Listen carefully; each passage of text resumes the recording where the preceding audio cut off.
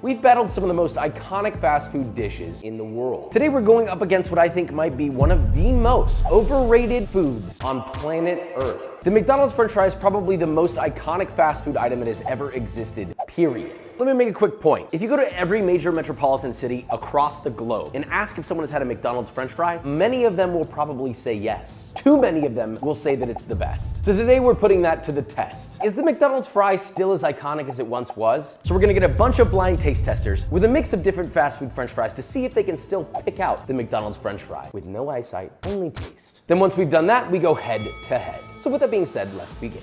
Okay, so I have 3 taste testers and they're gonna see if they can identify which one is the McDonald's fry. Is it truly iconic like we all think it is? We're gonna find out. Vikram, over here, buddy.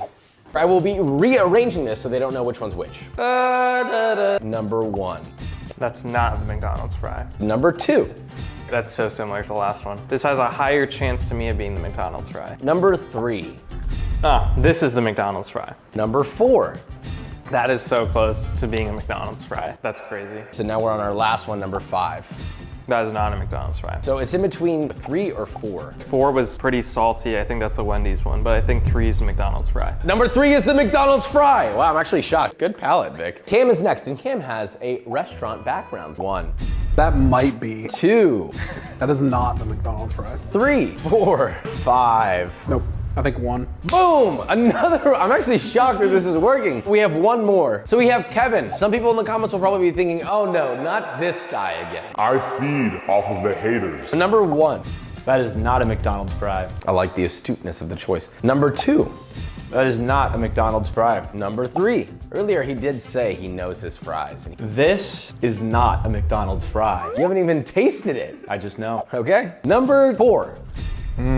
That could be a McDonald's fry. And finally, number 5. Number 4 could have been, but unfortunately it was not because number 5 is undoubtedly the McDonald's fry. Kevin, you are wrong. That was the Whataburger fry. I'll be here all week. Clearly, it's an iconic fry, but why? Chemicals. Now look, this isn't some sort of smear campaign, but we need to understand this. Things like dextrose, sodium acid pyrophosphate goes into a water bath that these fries get dunked in. So how do you beat science? Proper technique and good ingredients. So I'm gonna make the French fry recipe from my cookbook Texture Over Taste and put that up against my own McDonald's style chemical bath French fry. Whichever fry wins competes against the famous McDonald's fry. Let's begin. So these are fries. Real nice, yummy wummy. Potatoes, fat, and salt in just about every scenario is, well, gonna taste good. So what would really ruin a good French fry? The taste, the flavor, or because you got a flaccid, zero crunch French fry? Maybe even a chewy one.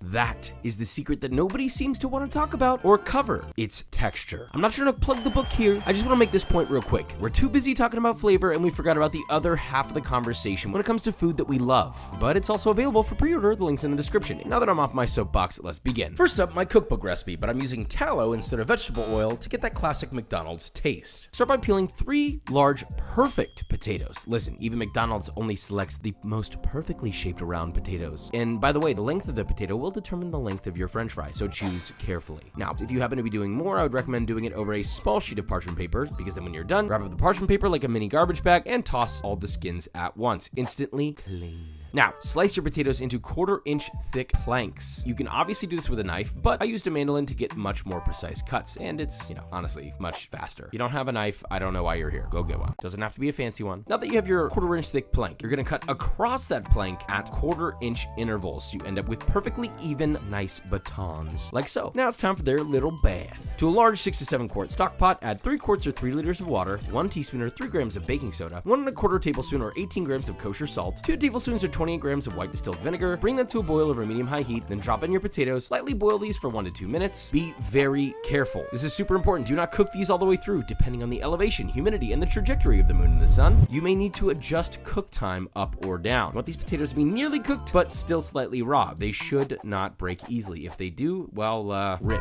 Now, take them out using a spider and gently transfer to a paper towel-lined baking sheet and dry them off as much as possible, using more paper towels. You want these bone dry. Morbid comparison person, but anyway. Now, in a separate large heavy bottom Dutch oven, you really want something like 6 to 8 quarts in size minimum. Add just enough tallow to go up halfway up the pot, so like 2.5 to 3 quarts. What is tallow? Well, my dear boy, you see, tallow is quite literally rendered beef fat. You can make it yourself by heating a lot of raw beef fat over low heat in a pan until it's rendered to a liquid state, which by the way will re-solidify if you chill it. You know, or you could just buy it at the store or literally on Amazon. It's way faster when you need this much. This is for the McDonald's vibes because McDonald's used to fry their fries in tallow. That's that old school, baby. Heat that to 350 Fahrenheit or 175 Celsius. Add half your potatoes and fry for about 1 minute or until you have a pale, dry crust on the outside of the fries. Don't get any color on these bad boys. I want them pale, I want them dry, I want them nice. Now you have what I'd call your pre-crust to the crust. Repeat with the other half of your fries, and at this point, once they're drained and dried off, pop your fries into the freezer until frozen solid. And by the way, you can leave them in there in the freezer until you're ready to use them, pretty much indefinitely. Or you could use them as soon as they're solid, about 3 to 4 hours. Now, keep your tallow in that pot because you're gonna use it again. Then when you're ready to fry, reheat your oil to around 350 to 375 Fahrenheit. 350 will produce a fry that's more similar to the color of a McDonald's fry. 375 will give you a little bit more of a browning. Neither are wrong. Follow your heart. You know, we all get caught up in our day-to-day, focus so much on our goals that maybe we forget to make decisions for us or ourselves or our happiness. Then pop in those fries, yes, straight from the freezer in batches. Again, make sure that fat is not any higher than halfway up the pot because it will bubble a lot, and let's not cause a fire. Okay, please be careful. You have been warned. Once golden but not too brown and beautifully crispy, transfer to a wire rack lined baking tray. Immediately season generously with kosher salt. Do not wait. Salt sticks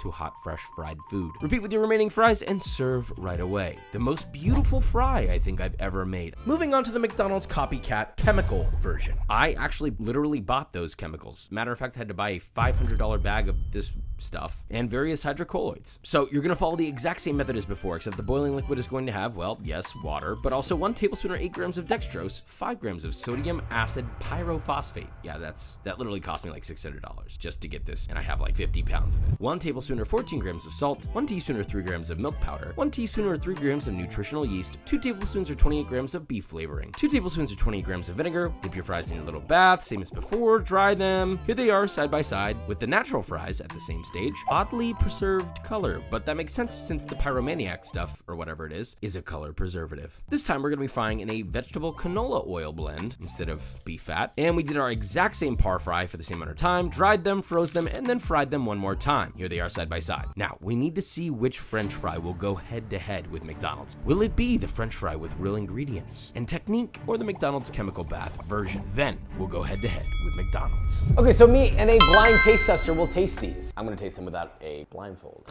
You heard that? Wow, those are really good. So these are the OG version from my cookbook right here. And then this is a riff off the cookbook recipe using what McDonald's uses, a tiny, like microscopic amount of sodium acid pyrophosphate and beef flavoring.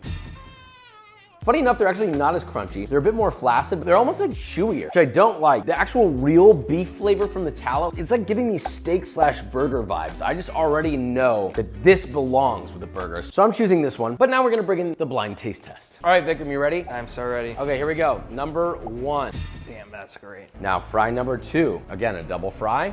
First one's better. This one, it's a bit saltier. That's really all it goes past like a normal fry. The OG one, the beef flavors really come through. And I think that's what kicks it up a notch over a normal fry. It looks like a McDonald's fry. But what you get out of this is just really deep beef flavoring on top of a potato, which steak and potato is already good. This is all of that in one fry. That is super powerful. This basically gives me artificial vibes, and this is just like perfectly executed, real legitimate food. And it's better texturally. If you're to make anything ever, this is what you gotta make. This is insane. These are the best fries I've ever had, period. This is a good feeling, big flex. Now we know that real technique does prevail and you don't need chemicals. Now that that's done, we still need to find out if this is gonna beat the McDonald's fry. But at least we know that natural ingredients prevail, right? So, fingers crossed. All right, get a little refresher here. Okay. You ever had something so goddamn good? Say you're eating something categorically. Whatever the category is, let's take French fries out of the equation. Maybe there's a certain brand you really like. And then you eat something else that's